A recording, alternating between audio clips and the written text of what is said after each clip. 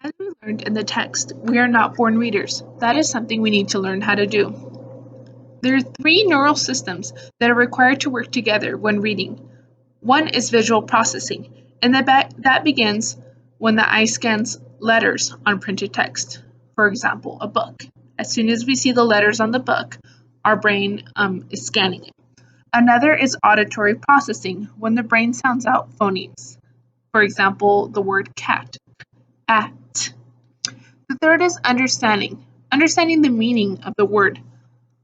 Phonological and phoneme awareness is essential to how the brain learns how to read. The brain needs to recognize that oral language is divided into small components. Students need to recognize that words are made up of individual sounds called phonemes. So, what the word cat isn't just one sound, however, it is three sounds. K, a.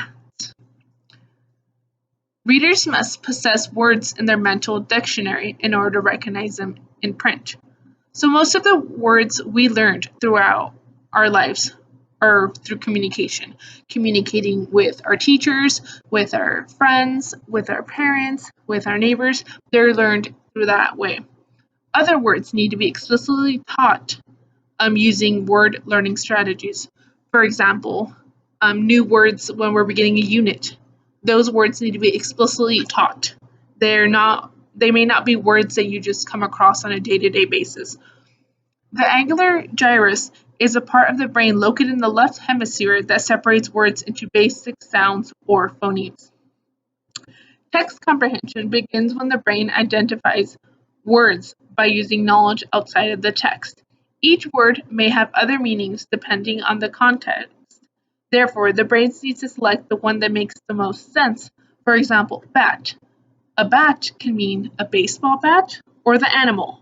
So our brain needs to figure out which one fits the text. So the reading program used in the Pasco School District and in the school I currently work at is guided reading. We follow the guided reading Good First Teaching of All Children written by Irene Fountains and Gay Sue Pinnell. This one was published by Heinemann in 1996. The program allows the teacher to focus closely on specific things.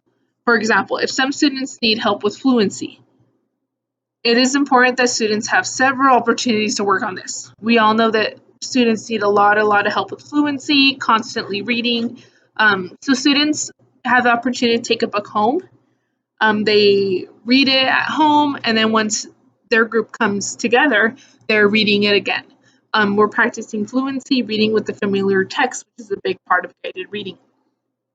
It also allows teachers to model reading fluency to students. They're able to read a text to them and ask them, how did that sound? And then let's read it again. Let's try something different.